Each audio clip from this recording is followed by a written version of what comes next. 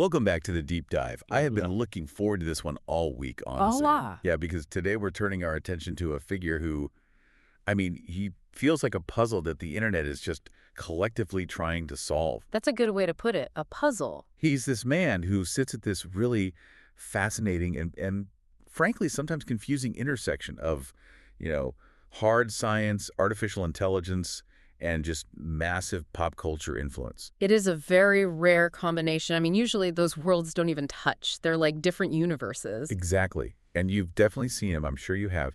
He's almost always wearing the same thing, a black suit, a black tie, The uniform. the uniform. Yeah. And he speaks in this very monotone, almost hypnotic cadence. He'll talk about things like robots, the future of war, the nature of consciousness, With all the big, heavy topics. the biggest. But he does it with this focus on love that feels very unscientific, you know? It's a weird juxtaposition. You are, of course, talking about Lex Fridman. I am. And the reason we're diving into his story today is because there's this massive paradox at the very center of his identity that I really, really want to unpack. Okay, lay it on me. On one hand, you have this MIT research scientist, a guy with a PhD in, electrical and computer engineering. Yep. Someone who has spent years studying deep learning and behavioral biometrics. Right, a legitimate academic pedigree. There's real substance there on paper. 100%. But on the other hand, you have a podcaster who serenades Joe Rogan with a guitar. Mm-hmm. You have a guy who spends Thanksgiving watching The Godfather with Jared Kushner and Ivanka Trump. It's this total collision of the ivory tower and the celebrity influencer sphere. It's a striking contrast, for sure. And I think what makes this deep dive so necessary right now is just the sheer scale of his reach. We're not talking about some niche academic anymore. Not at all. If you look at the numbers, and these are as of late 2025, his YouTube channel alone has hit 4.88 million subscribers. Okay. Hundreds of millions of views. He's interviewing world leaders. This isn't a small-time operation. Yeah, and that's the mission for today. We aren't just, reading a biography here. We really need to analyze how an academic moved from researching active authentication, and we'll explain what that is, don't worry, We will. to sitting across the table from people like Narendra Modi and Donald Trump. It's a journey that I think tells us a lot about the changing nature of media and maybe even expertise itself. I think so, too. We need to look at the controversies, regarding his scientific rigor, the criticism that he throws softballs to powerful people. Which is a very common critique you hear. Very common. But we also have to look at the praise, the genuine praise he gets from Nobel laureates who say he's making science accessible. It's a messy, complex story. And those are usually the best kinds of stories to tell. Absolutely. Yeah. So let's start at the very beginning, because while he feels like this quintessential American tech figure now, part of that Rogan-Musk ecosystem, his roots are actually quite a bit further east. They are, a lot further east. And the geography is really important here. Lex Fridman was actually born Alexei Fridman in August of 1983. Alexei. And he wasn't born in the U.S. He wasn't even born in Russia proper. He was born in Shklovsk, in what was then the Tajik Soviet Socialist Republic. Right, which today is Bustan, Tajikistan. So a very different part of the world. Very different. But he spent a significant portion of his early childhood growing up in Moscow. So let's just contextualize that for a second. 1983.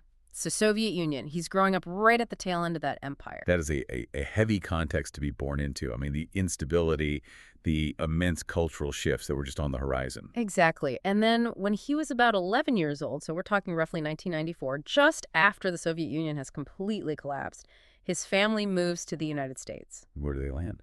They land in the Chicago area, specifically Naperville, Illinois. Which is a pretty classic American immigrant story, in a way.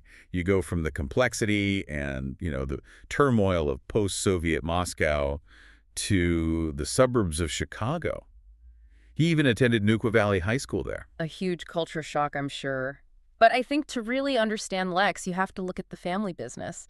And the family business is very much science with a capital S. Yeah, this isn't a case of someone just stumbling into physics because they took a cool elective in college. This is in the DNA. Literally and figuratively. His father, Alexander Fridman, is a plasma physicist and a well-respected professor at Drexel University. Okay. And it doesn't stop there. His brother, Gregory, is also a professor at Drexel. So it's the whole family. The whole family. So just, imagine the dinner table conversation in the Fridman household. I'm imagining it probably wasn't about the weather or, what was on TV. Probably not. You've got a father who is a serious academic in a very hard science. That just sets a certain bar for intellectual inquiry, right? It creates an environment where asking big questions and looking for empirical answers is just the norm. It's the default setting. It's the default. It's not just a career choice. It's a whole way of interacting with the world. And Lex clearly followed that path. I mean, he goes from high school in Naperville straight into the academic track at Drexel University, following in his father's footsteps, in a sense. And he accelerated through it. This is where we see those hard science credentials really being built, brick by brick. He earned his bachelor's and his master's degrees in computer science by 2010. Both by 2010. Wow. Both. Then he went straight for the PhD in electrical and computer engineering, which he completed in 2014. Okay, so let's pause on the PhD for a second, because this is so important. Before the podcast, before the celebrities, he was doing very specific, very technical research. His dissertation was titled Learning of Identity from Behavioral Biometrics for Active Authentication. It's a mouthful. It is a total mouthful, Mm. but I want to really unpack what that means. What is active authentication? Okay, so to get active authentication, you first have to understand passive authentication, Okay. which is what we all use every day. Usually when we think of security, we think of a password or maybe a fingerprint scan. It's a one-time check. A gate. Exactly. It's a gate. You type in password 123, the computer says, okay, you're in, and then it stops checking. It just assumes you're you for the rest of the session. Right. So until I log out, the computer assumes I'm still me. If I get up to get a coffee and someone else sits down at my desk, the computer has no idea. Precisely. Active authentication is totally different. It's continuous. It's always on. Lex's work was about using machine learning to identify a user based on their behavior. Their behavior. What kind of behavior are we talking about? Everything. Absolutely everything. How do you move the mouse? Do you move it in these smooth, long curves or short, jerky lines? What's the rhythm of your typing? Like how fast I type. Not just how fast, but the cadence. How long do you hold down the shift key before hitting a letter? What's the exact millisecond delay between your keystrokes? How do you physically hold and tilt your mobile device? The idea is that your behavior is as unique as a fingerprint. That is fascinating. It's like a digital gate. That's a perfect analogy. That's exactly what it is. Just like you can recognize a friend by how they walk from 100 yards away, the computer can learn to recognize you by how you type and click. And the goal is to have this running in the background constantly. Constantly. So it's verifying your identity in real time without you ever having to stop and scan your thumb every 5 minutes. It's much more seamless. So he's building these incredibly complex algorithms to do this. Yes. And this wasn't just some theoretical thing he was cooking up in a lab. In 2014, right after his PhD, he spent 6 months at Google. At Google. At Google, working on this exact problem, deep learning for large-scale behavior-based authentication. So he's at Google, he's got the PhD from Drexel, he's checking all the boxes of a very high-level computer scientist. And then in 2015, he makes a move to MIT. Specifically, he joins the MIT Age Lab. And this is where his research focus shifts a little bit. He takes that deep background in authentication and AI, and he starts applying it to the physical world. Which means cars. Which means cars. And this is right when the hype around self-driving cars is really starting to build up, isn't it? Precisely. The timing is perfect. At the Age Lab, he started working on psychology and big data analytics to understand driver behavior. He was leading teams of engineers in developing these new learning algorithms for semi-autonomous vehicles. So trying to understand how humans and smart cars interact. Exactly. It was a big collaboration with Toyota. It was very serious, well-funded research. And it's really important to note here, especially because of the criticism that comes later, that he was receiving significant peer recognition during this time. He wasn't some fringe figure. No, not at all. He was right in the mix. He co-authored a paper in 2017 that won a Best Paper award at the CHI conference. The CHI conference, what's that? It's the conference on human factors in computing systems. It's a top-tier, highly respected conference for human-computer interaction. It's a big deal. Okay, so winning Best Paper, there is a real mark of credibility. It absolutely is. And then in 2018, he got an honorable mention for another paper at the same conference. So up until this point, the narrative is very, very consistent.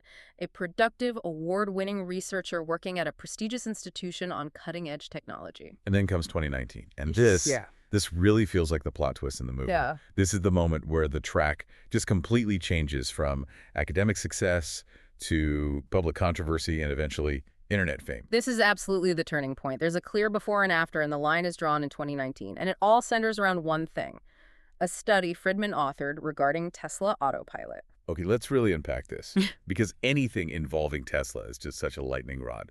What did the study actually say? So the study was looking at driver attention. The core finding, the big headline, was that drivers remained focused and engaged while using Tesla's semi-autonomous driving system. Okay, so the argument was that the system wasn't making people lazy or distracted. Essentially, yeah. It argued that humans were actually pretty good at paying attention even when the car was doing some of the driving for them. Which, if you know anything about the broader research on automation, that sounds a bit controversial. It contrasted sharply with decades of established research on human automation interaction. I mean, the general consensus in the field, the thing that's been shown again and again, is that when you give people a system that does the work for them, their attention tends to drift. Of course. They get bored, they check their phones. It's called automation complacency. Exactly. And his study came along and said, no, actually, with Tesla, drivers are staying focused. Okay, but here's the kicker, right? Yeah. The really key detail. Here's the key detail. This study was not peer-reviewed. There it is. So it hadn't gone through that rigorous, anonymous check by other scientists in the field before being released to the public. No, it was just released as a report, an MIT-branded report, but without that crucial stamp of peer-reviewed validation. But it did have one very, very important reader. Let me guess.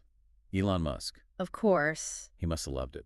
Musk praised the study publicly. He absolutely loved the conclusion because it directly supported the safety narrative of autopilot, which was under a lot of scrutiny at the time for a number of accidents. Right, so this study was a huge PR win for Tesla. A massive one. And as a result, Musk invited Lex Fridman to the Tesla offices for an interview. And this is the catalyst. This is what people call the Musk effect. It really is. That single interaction, that interview, was the pivot point for his entire public career. Before this, Lex was an academic with a very niche podcast about AI. That not a lot of people were listening to, probably. Right.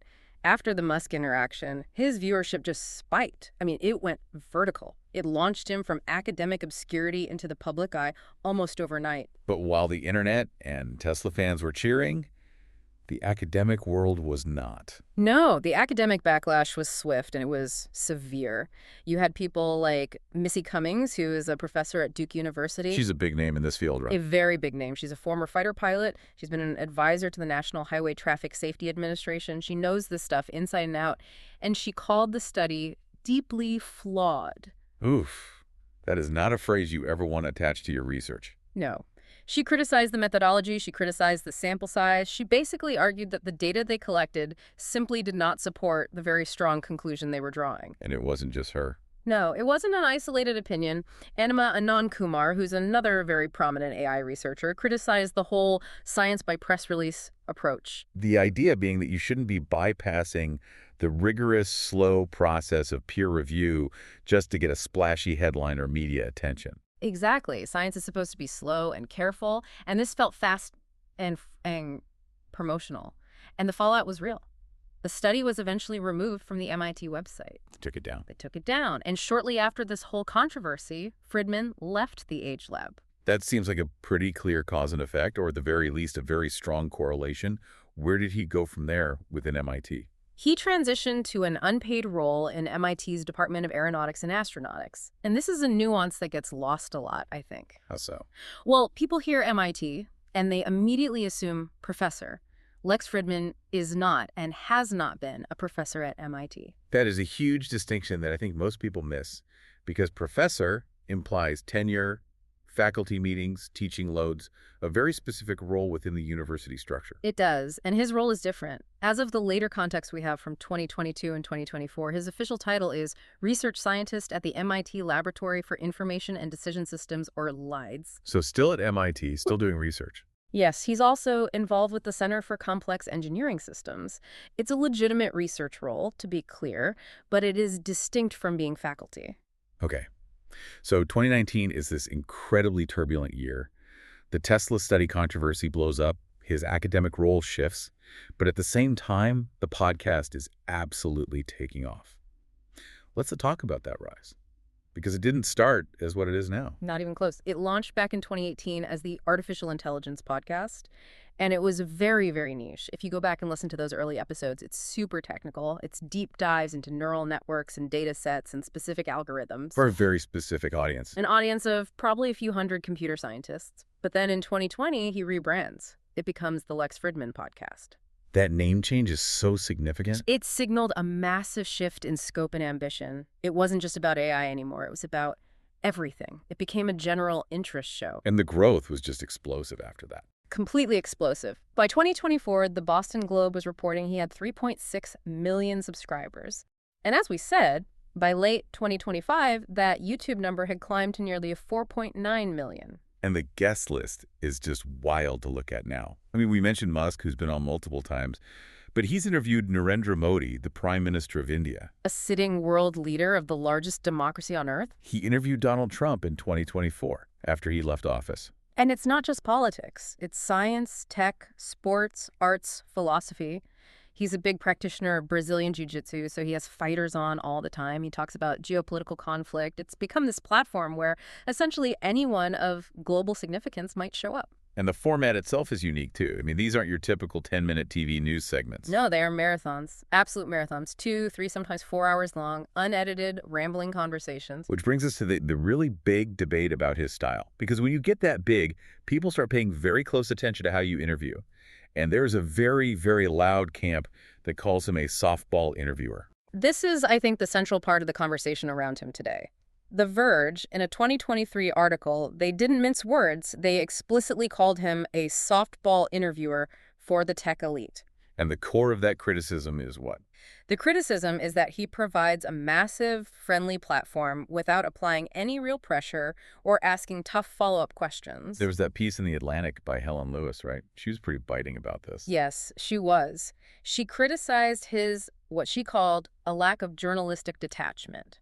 Her argument was that he gets way too close to the powerful people he covers. And she had some pretty specific examples to back that up. She did. For instance, Fridman posted on LinkedIn himself that he spent Thanksgiving of 2023 at the home of Ivanka Trump and Jared Kushner. Wow. And he said they watched The Godfather together. I mean, it is very hard to claim you're an objective observer when you're literally passing the stuffing to the people you're supposed to be covering. Exactly. That's Lewis's entire argument. You can't hold power to account when you are personal friends with the power.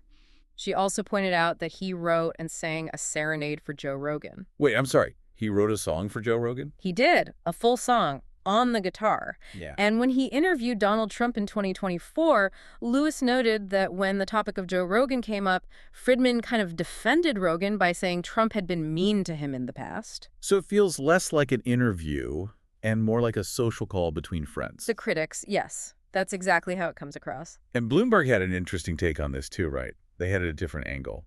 They basically said that for tech CEOs, Lex is the friendly alternative. Right. And that makes perfect sense if you think about it. If you're a tech CEO with a controversial product or, some skeletons in your closet, why would you go on a traditional news program where a journalist is trained to grill you on labor practices or privacy violations or antitrust lawsuits? When you can go on Lex Fridman's show instead. Exactly. Where he's going to ask you about your grand vision for the future of humanity and about love and about the philosophy of your code.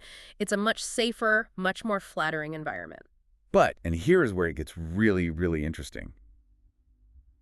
Not just critics. He had some legitimate heavy hitters in the scientific community who come to his defense. He does. And this is so important to balance the conversation. Frank Wilczek, who is a Nobel laureate in physics. The Nobel Prize winner. Nobel Prize winner and a colleague of his at MIT, has publicly praised Lex. He says Lex is a uniquely effective science communicator. Okay, so what's his argument? How does he defend the style? Wilczek argues that Lex is operating at a higher intellectual level than typical journalists. Because Lex has that background in computer science and engineering, he can let a guest like Wilczek speak at a very high technical level without constantly trying to dumb it down for a mass audience. So the lack of interruption is a feature, not a bug. In Wilczek's view, yes. He's helping people understand complex science in a way a 2-minute soundbite news segment never ever could. And then there's Manolis Kellis, who's another MIT professor. Right. And Kellis makes a slightly different argument. He says that the whole softball critique completely misses the point of what Lex is trying to do. I says what? He says Fridman isn't trying to be a journalist. He isn't pushing an agenda. Kellis describes him as a fly on the wall who is genuinely curious and is learning right alongside the audience. So the idea is that his friendliness, his non-confrontational style, allows the guest to open up and be more vulnerable in a way they never would if they felt like they were on the defensive. That's the argument, that you get a different, maybe more authentic version of the person. So the question really becomes, is that friendship a compromise of truth? Or is it just a different pathway to a different kind of truth, maybe a more personal vulnerability? That is the core tension of his entire project. I mean, if you believe the role of an interviewer is to aggressively challenge power and expose contradictions, then Lex fails that test pretty spectacularly. But if you believe the role is to facilitate a long-form, uninterrupted expression of a person's worldview, to let them paint their own portrait, then he succeeds wildly. This leads us directly into the politics of it all. Because Lex himself claims to be neutral. He talked a lot about empathetic understanding. He says he just wants to understand all sides, to find the humanity in everyone. And to his credit, he has interviewed people from across the political spectrum. He's had Noam Chomsky on, who's a leftist icon. He's had Richard Wolff, the Marxist economist. But there's a but coming. I can feel it. But critics argue that this posture of neutrality is actually a trap.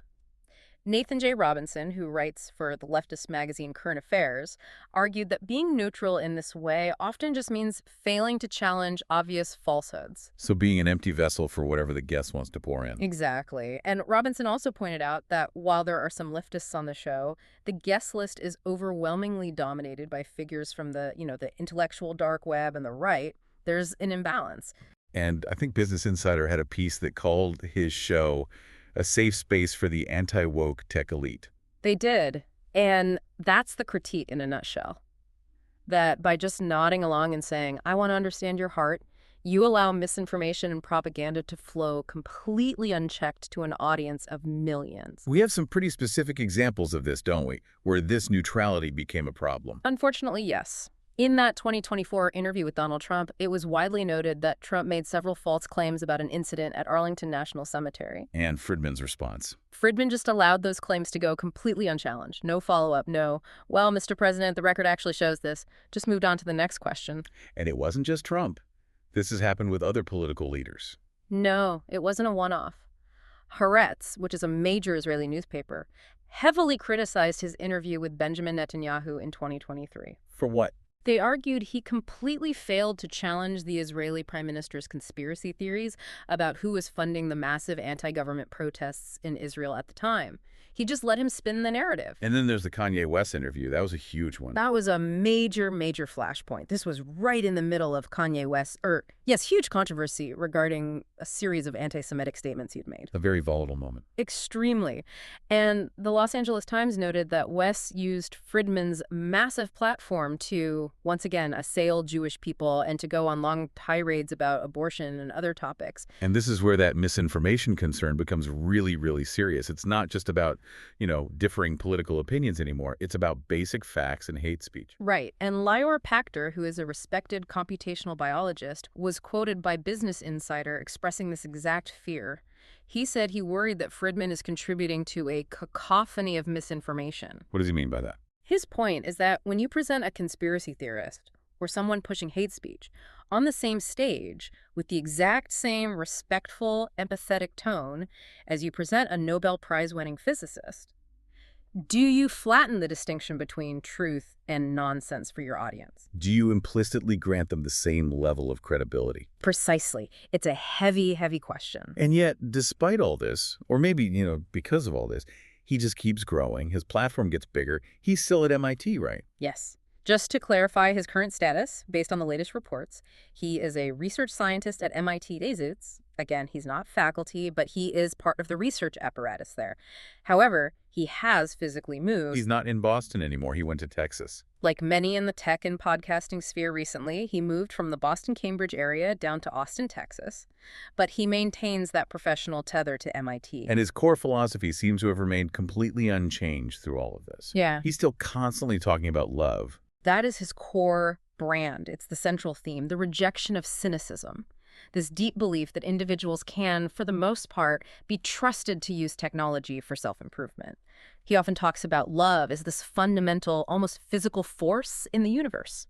It's so fascinating. You have this man who is technically an expert in active authentication, in verifying who someone really is based on their deep underlying behavior. And now he's this huge figure in the public eye, and we are all, in a sense, trying to authenticate him. Yeah. Is he a scientist? Is he a journalist? Is he a guru? What is he? I think he represents a fundamental shift in our media landscape. He is a man with legitimate scientific credentials who has been accused by his peers of abandoning academic rigor for fame. And at the same time, He is a podcaster who preaches love and understanding, but is accused of providing a safe harbor for dangerous misinformation. Both things can be true at the same time. so why does this matter? Why does his story matter to the person listening to us right now? Because Lex Fridman, I think, is a perfect symbol of how we consume complex information today. We have moved away from the traditional media gatekeepers, the old news anchors, the big newspaper editorial boards. The institution. The institutions. And we've moved toward personality-driven, long-form conversation. We are increasingly putting our trust in individuals, not institutions, to filter the world for us. And that move comes with huge risks and maybe some rewards. Precisely. The reward is a potential for incredible depth, for nuance, for seeing the humanity in people we disagree with. The risk is that without the guardrails of journalistic rigor or scientific peer review, empathetic listening can start to look a lot like enabling untruths. It really leaves you with a provocative thought, doesn't it? Something to mull over. In this era of just constant information overload and political polarization, is empathetic listening, even to people you disagree with, even to people who might be saying things that are demonstrably untrue, is that a radical act of bridge building? Or is it a dangerous abdication of the responsibility to challenge reality? Does the friendliness of the host actually prevent the hard truths from coming out? Or is that friendliness, that softball approach, the only way to get those powerful people in the room to talk in the first place? Something to think about next time you see that black suit and black tie pop up in your feed. Thanks for diving in with us on this one. See you next time.